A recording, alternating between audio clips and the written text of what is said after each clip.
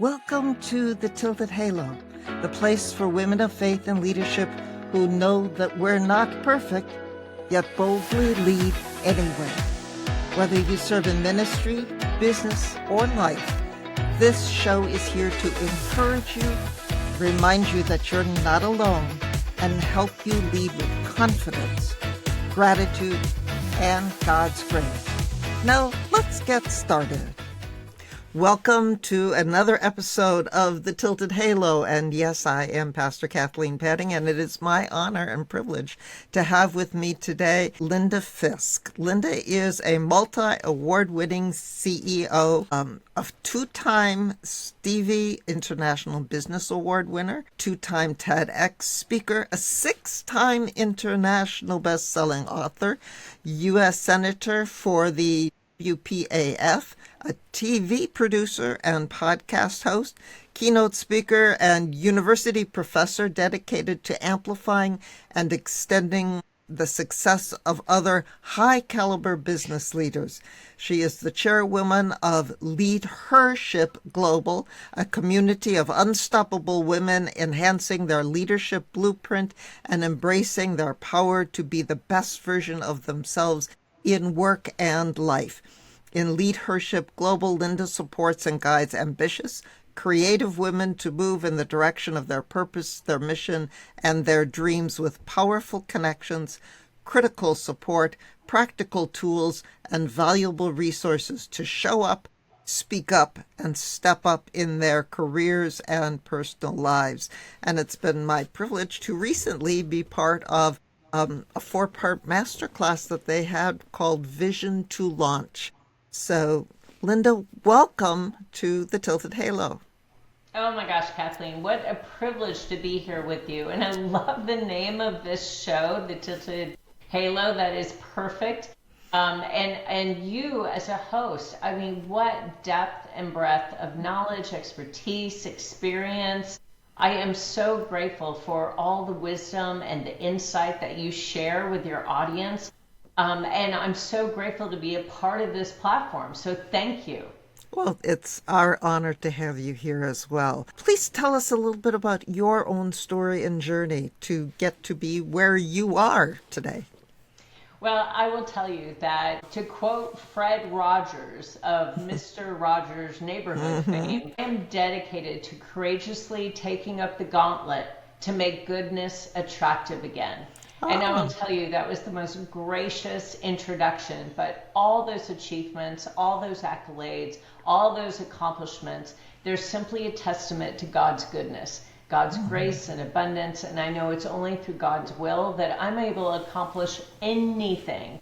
And so I really do believe that living for the approval, acceptance, or applause of other people is a pretty dangerous trap to fall into. And through my life, I've learned that when I chase approval or applause, when I'm checking opinion polls or basing my worth on what other people say or think of me, allowing other people to either put me on a pedestal or sing my praises, well, it all warps my true identity. It leads to what I believe is a really unhealthy relationship with others and sort of a warped self-image, both good and bad. So when we start heading down that road, when we start striving and people-pleasing and approval-seeking, well, we fail to put up appropriate boundaries. We begin to compromise our beliefs, or we stay in toxic relationships. We start enabling and exhibiting maybe codependent behavior. And many of us have lived that kind of life before. And so we know it's exhausting. It produces anxiety, depression, fear. And Lecrae said, if you live for other people's acceptance, you'll die of their rejection. And I think that is absolutely true. And certainly in my life, you asked really what led me here. I think that God warns us not to fall in the trap of chasing approval, not to chase likes or chase 5-star reviews, not to covet the corner office or promote ourselves or our latest book or podcast, but instead he invites us to play to an audience of one, the one true living God, whose approval alone really matters. Now, some people call that spirit, others people call it universe. I think of it as God, my Father, but I will tell you that that is the biggest lesson that I've learned to date, is that even though I've been incredibly blessed with incredible accomplishments and achievements and accolades and awards, it's really my interpretation of what it means to live an abundant life that really matters. And in my mind, abundance is not necessarily restricted to financial reward. For me, means having an abundance of relationships and having an abundance of opportunities. And for me, having an abundance of opportunities to impact other people's lives positively. Yeah. And you know what you said about not chasing the likes, not chasing the accolades. There's so much of that in our world today. And it leaves and leads a lot of people to some destructive behavior, for one. And it leaves people pretty empty in the long run. And always got to be chasing, always got to be chasing. There's never a point of ever contentment and satisfaction in all of that. And so what I hear in you is that you have found the way to be in this world and have that contentment while yet still moving forward to what's new and where God calls you. Yeah, absolutely. And as I said, abundance can mean different things to different people. I think it's important that you have a clear understanding of what abundance means to you. Yeah. So I would invite everyone that's listening to start by defining what abundance means to them. What does an abundant life look like? Is abundance about finance, love, health, happiness, or maybe something else? And I will tell you that, there's a famous quote by Pastor Doug Taylor that says, "When I change, everything changes." And we're really talking about changes in mindset and adopting more of an abundance or gratitude-based mindset. And a small change in your mindset can lead to entirely different set of decisions, and that can change your life forever. But again, I think mindset is simply a way of thinking. It's a lens that allows you to see what you want in the world. And unlike beliefs and values, a mindset is something that's fairly easy to change with awareness, with practice, and with determination. And it's the general perspective you have on life and how you react to various situations. And if you react with a sense of abundance in your life and a sense of gratitude for what's been given to you, what you've been blessed with, it completely changes the frame in which you see all circumstances. And our mindset can literally stop us from achieving our goals and accessing our desires. And it doesn't matter what our beliefs and values are. If you have the wrong mindset, it can limit you and hinder your general sense of happiness. But on the other hand, feeding the right mindset can be essential for you to create the life you really want. Yeah. And I think the goal here is to empower you to switch your mindset from one that will positively transform your life and attract abundance, attract gratitude, attract wealth, versus a scarcity mindset, which is all about not enough, right? And Rosanne Cash actually said something that I love. The key to change is to let go of fear.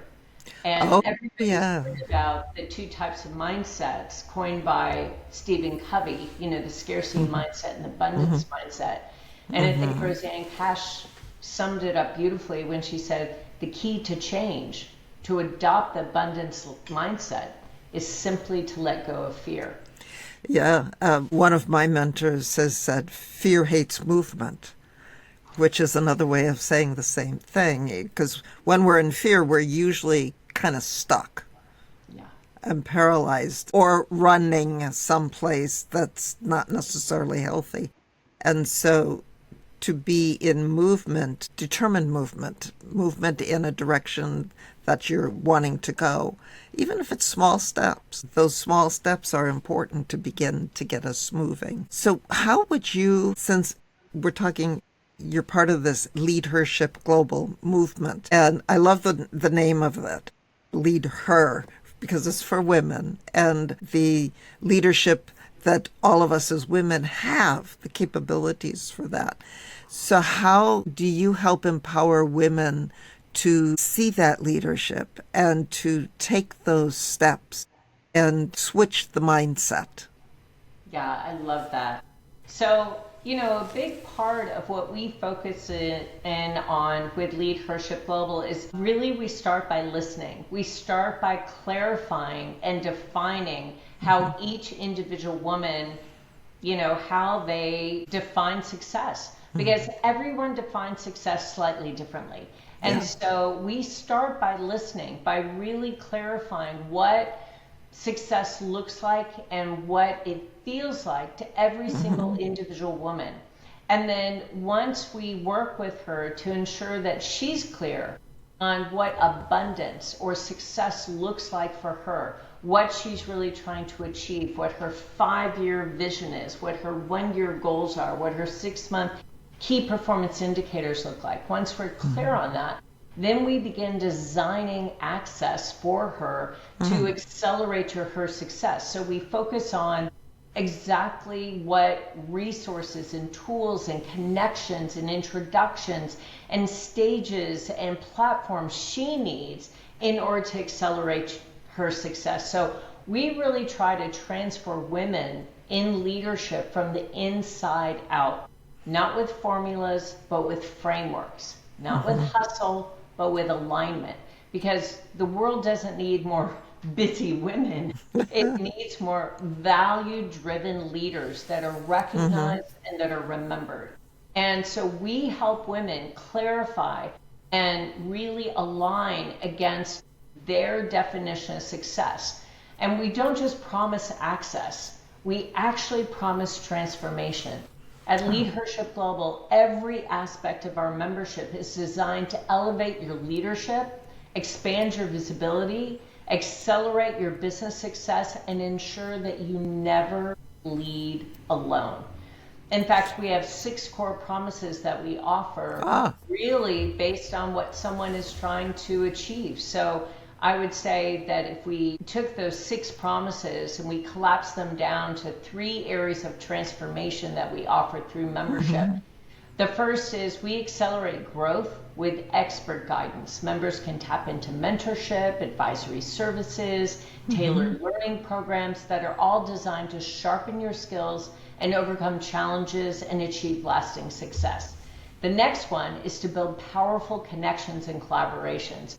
Through Leadership Global, members have an opportunity to join a global network of accomplished women leaders. They have an opportunity to foster meaningful relationships, strategic partnerships, collaborative growth opportunities, whatever is most important to them. And lastly, we expand your influence and visibility. We help women gain access to exclusive speaking opportunities, media features, branding resources, and they're all designed to elevate your profile and establish you as a trusted, incredible expert. So is this just for women in business? It's women in leadership anywhere on the planet. So this could be someone who is a solopreneur or someone who is hired into a CEO position and they run a multinational, multi-million dollar firm.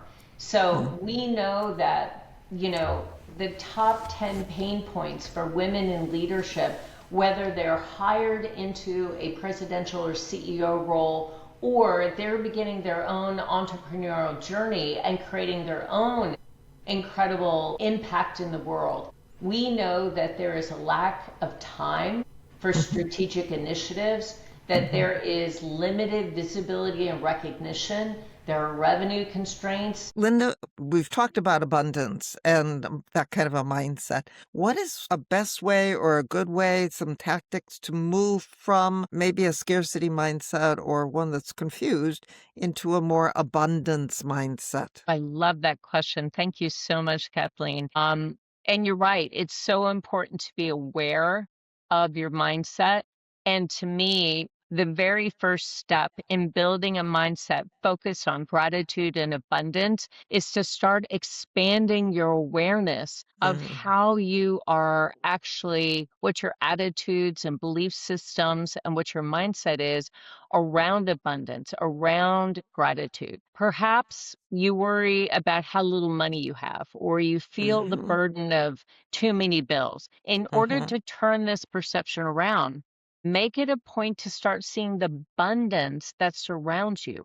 Be grateful for the money you do have. Yeah. Feel optimistic that you'll receive more money soon. Believe that you can improve your life and make more money. Mhm. And I think it's so important for your perception of abundance to also be in line with attracting it. You can't have a negative opinion of abundance or wealth and expect to get wealthy. Yeah. Instead, start paying attention to people you admire, what you admire about them. Read about great philanthropists or celebrities who do important work with their money. Seek out success stories about people who started with nothing and then became millionaires. The more Mhm. you do this, the more you begin to change your perception of what it means to live in abundance, what it means to be wealthy, and you'll begin to draw more tangible expressions of wealth into your life. Now, you can use that for anything. It could be love, it could Mhm. be health, it could be anything where we feel like we may have a lack. But in order to create a true prosperity mindset, one that's focused on abundance and gratitude, you've got to train yourself to turn your attention away from anything that distracts you from focusing on wealth, health, and your well being.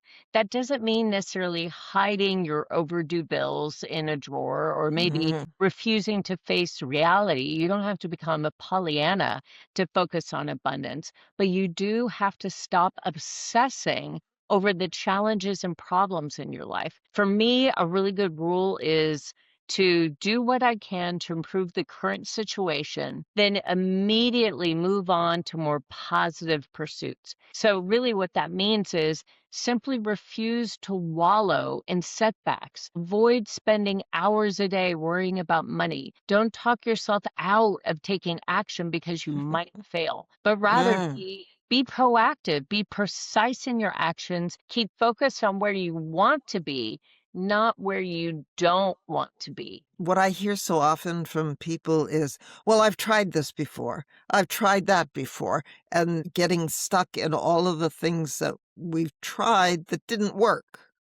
Yeah. And or we feel didn't work, instead of perhaps finding the little pieces in there that were good about it, or how maybe we showed up a little bit better the second time than the first time, and to the gratitude piece of it. Can you say more about the power of that gratitude piece? Yeah, Kathleen, I would say you just really landed on something that's so key. To dwell on the past means that you spend a lot of your precious energy thinking about things that are no longer relevant. Mhm. What good do you have going on in your life right now?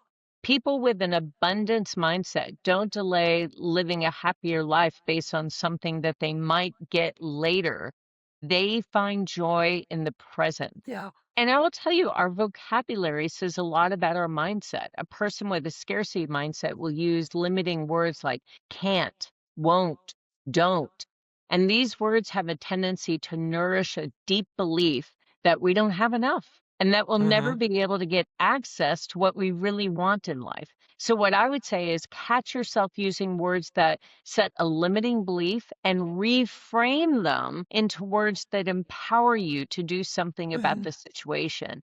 And I will tell you, gratitude is one of those words. I am grateful that I'm inside a house right now and not out in a storm, right? I am Mhm. grateful that I was able to have a really warm cup of coffee this morning and a nourishing lunch. And again, I feel like the more that you have difficulty receiving, or you envy others, or you blame others, you have this sense of urgency that you need to make change right now, you are enabling that scarcity mindset to really take root and Yeah. to bloom and blossom. The best way to move from a scarcity mindset to an abundance mindset is to be aware of your scarcity based thinking patterns and really embrace gratitude. Gratitude is one of the easiest practices that you can adopt. And what I started doing several years ago when I began my practice is literally at the end of every single day, finding five things that day that I was grateful for. And if I had a really tough day, sometimes it's Mhm. like, It's hard. woke up this morning. I was Uh-huh. able to get dressed. I had a nice conversation with my dog. I mean, whatever it is. Yeah, could be. But you have to find every single day 5 things, 5 things that you're grateful for. And what you're gonna find over time is no matter how challenging that day was, there are at least 5 things that you can be grateful for. And so, Yeah. what does abundance look like in your life? What are you doing right now that's limiting Mhm. you from accessing that abundance? If you shift your focus, you're able to really shift what you see in your life and be grateful Mhm. for it. So, I have an example. So, a scarcity mindset might be something like, I don't have enough money to go on that trip I really want to take this year. Mm. The abundance mindset says, you know what? But I can save some money if we go on that trip next year. Mhm. Or a scarcity mindset might say something like, I can't ever seem to attract the love that I really want. But an Yeah. abundance mindset might say, I want to attract a partner who is both supportive and loving, and I have faith that I will meet the right person. Yeah. And so it's really that reframing, it's that shifting that matters so much, Kathleen. Yeah. You said so many gems along the way in that I hope people will stop and listen or watch this a couple of times, because one of the hardest things is we live in a culture where it's so easy and almost normal and demanded of us to blame, Yes. and not only other people, but circumstances. And one of the neat things about the word responsible is it's respondable. We can respond to something and take on the idea that that's that reframing. I can respond in a different way. Oh, I love that. I can think about something differently. And what you said about finding 5 things, whether it's 1 or 3 or 5, another thing I've heard is to ask yourself, what went right in a situation, in a meeting for the day? And because so easy to find out what went wrong, all the frustrations and things like that. But what went right? Those are the moments of gratitude as well. We tend to pass those by Oh, so Kathleen, quickly. that's so smart. I love that. And when you're Um, talking about blaming others, I mean, mm, I'm sure that all of us at some point oh, have felt like life isn't fair, right? yeah, oh, yeah, If so, you've given up on your power and yeah, you've left all control of your life to external factors right. like, the economy or the political party that's in power or another person. Mhm, And so the moment you start blaming other people, you're also giving up your power and leaving right, all control of your life to someone else. yeah, And when you give up on your power, that's when yeah, it can lead you to hopelessness and inability to change your situation. But one of mhm, the most common behaviors in people with an abundance mindset is their ability to take responsibility to yeah, do something and to change their situation, right? yeah, and it can be small steps. Yes. It's not like we're expecting $1,000,000 to drop out of the sky and win the lottery. Chances of that are pretty small, and a lot of people who win the lottery don't really know how to handle it anyway when they do. So it's taking the steps that we can right now. And one of them is to see what we're grateful for. And Yeah. sometimes that's darn difficult. And Yeah. you mentioned lottery winners. That's the other Achilles heel for a lot of people is envy. Yeah. Oh, When we yeah. live with a scarcity mindset, we tend to experience feelings of jealousy and envy. And let me just say Hmm. with social media, that's really easy. We see Yeah. everybody else winning, we see everyone else speaking on stages and being interviewed and landing clients and creating abundance in their life and wealth and everyone else has 15,000 followers. And we will often catch ourselves looking at others and wondering why we can't have what they have. And so, Hmm. one of the thoughts that you could have here is wondering why it is that everyone else has what you want and not you. But if you reframe that and say, wow, I'm going to learn what they're doing well, and I'm going to see if that's something that I can apply to my life, right? Right. Wow, Hmm. look at the success that they're able to create, which I celebrate. And I'm going to learn from that and see if there's something I can learn to apply to my business, to my life, to my relationships that will allow me to have Right. more of what it is that they're experiencing. The other thing I'm always cautious of, I mean, a lot of advertising goes on the premise of needing to have what somebody else has and envy for it. But if we look behind the curtain, so to speak, we may not see that what they have is really the abundance that we're looking for. That's right. Because people with a lot of wealth, many of them are still struggling with finances. They're still saying it's not enough. And how do I take care of all of this now that I have it? And it can become overwhelming. So when we look at what is it that we really want, what you started with, what is that definition of abundance? If it's just more stuff, well, is that really what you're wanting? Is it, just more money? Okay, what does that mean in Hmm. how we use it? And what does it look like in what that money enables you to do and to be? That's right. For a lot of people, money means freedom. Yeah, And so if they really begin to explore what level of freedom they're looking for in their life, they may find that, oh, it doesn't have anything to do with money at all. And right. what I find is the seeds of your own definition of abundance are tucked away in a very surprising place, your greatest interests and passions, right? Now, what I would say is simply following your passions isn't enough. You have to find a No. way of making your passion something that is a daily action, right? Mm, That means okay. finding a way to use your interests and talents to contribute to value in the world. And this can be done in a ton of ways. You can find what you love to do. You can appreciate what you have. And as you and I have been talking about, a very simple step to abundance is to start recognizing how rich your life already is. Yes. Take time to appreciate what you have in your life. Maybe it's health, maybe it's people you love, maybe it's Uh-huh. colleagues, skills, maybe it's the simple beauty of nature that surrounds you every day. Yeah. And you'll find yourself realizing how abundant your life is. And what you need is actually right there in front of you. And it's in the seeds that are already planted inside of you, what you love, what you appreciate, how you define abundance. As you're talking, I'm reminded of a story I read many decades ago. And so as a child, about a woman who was in a house or apartment and it was bland and she was depressed and she bought a single plant and put it in the kitchen or something.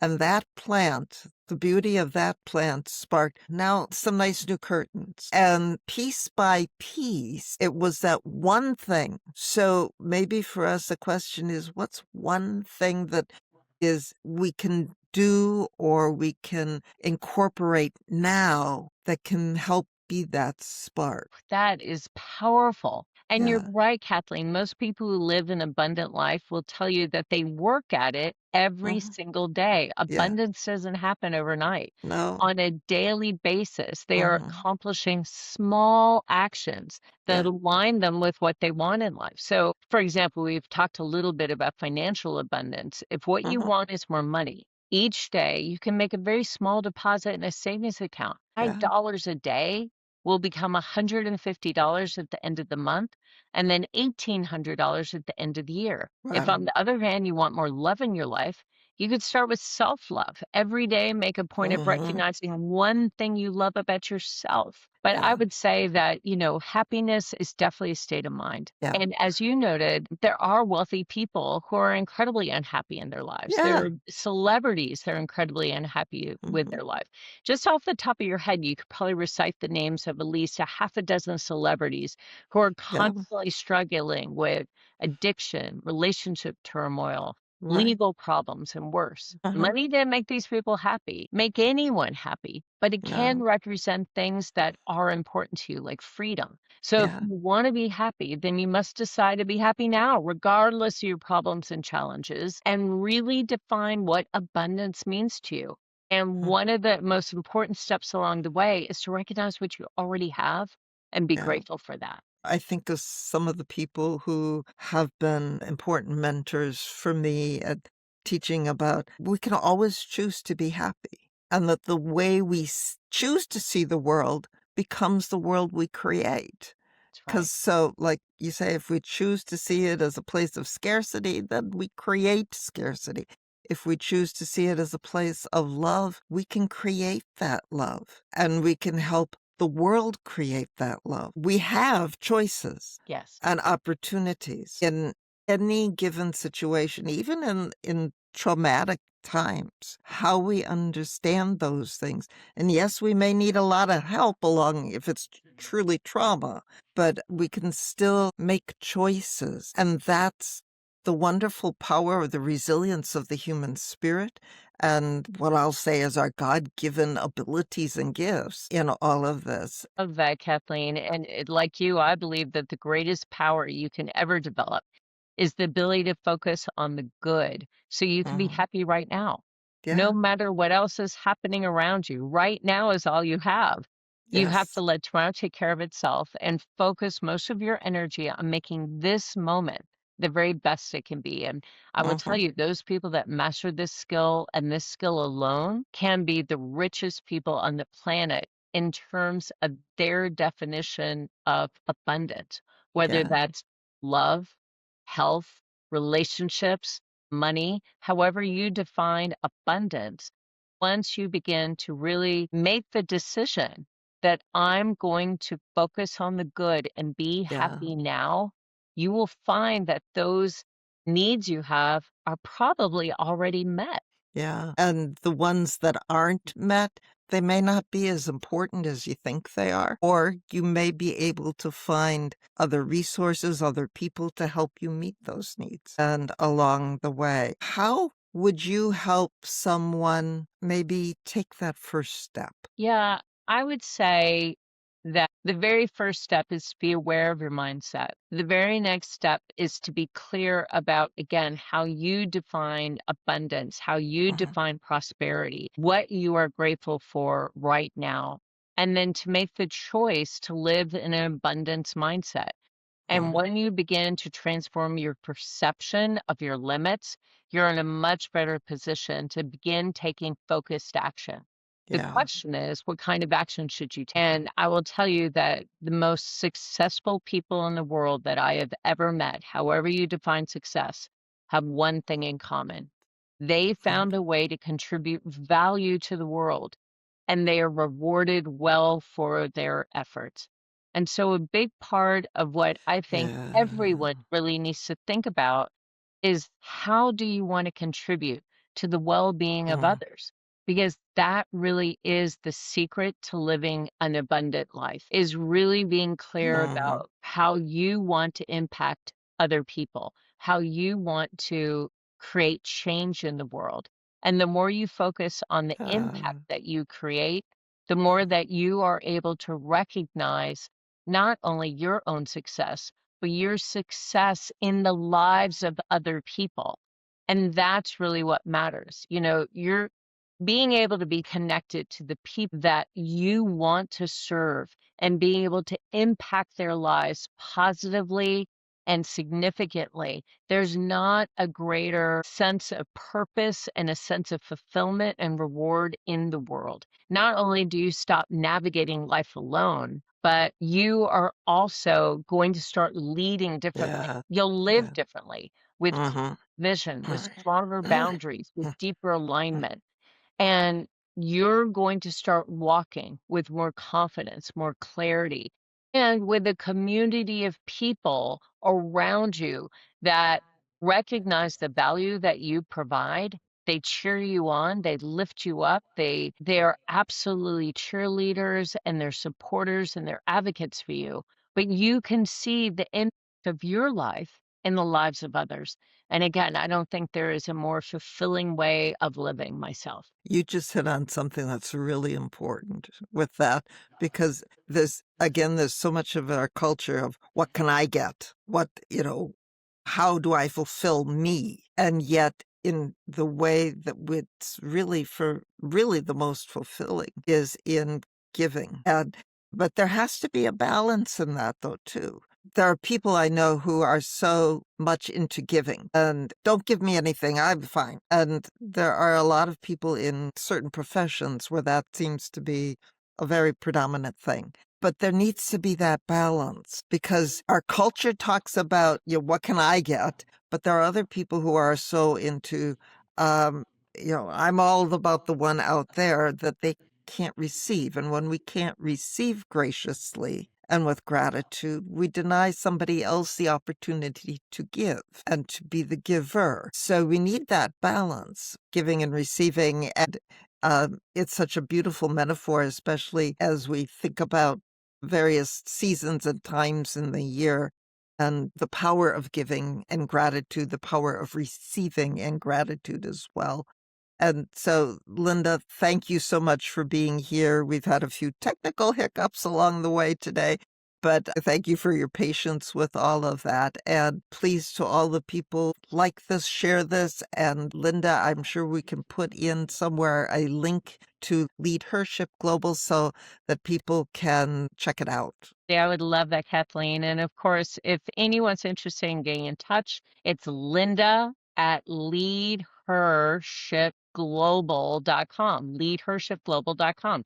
So would be more than happy to chat with anyone who wants to talk about gratitude, abundance, mindset, any other topic that we covered today, or the tenets of being a part of a community of women that will lift you up, cheer you on, open up doors for you, and help you accelerate your success. Really happy to talk about any or all of that. And Kathleen, the Tilted Halo really is a phenomenal show. And you are such a gifted host. You're such a gifted podcaster. Again, I feel grateful and incredibly privileged to be able to be a part of this incredible show. So thank you so much for allowing me to be with you today. It's been a privilege and an honor for me too. So thank you. For women of faith who know we're not perfect, to the Tilted Halo. Boldly for women of faith who know if today's not episode encouraged, yet boldly lead and share it, and leave a comment. Be sure to subscribe so you never share it and leave a comment. And for more be sure to subscribe so you never miss what's next. Visit me at KathleenA.com. Resources and encouragement. Until next time, visit me at KathleenA.com. With faith, until next time, gratitude, and leading boldly with faith, gratitude, and God's grace.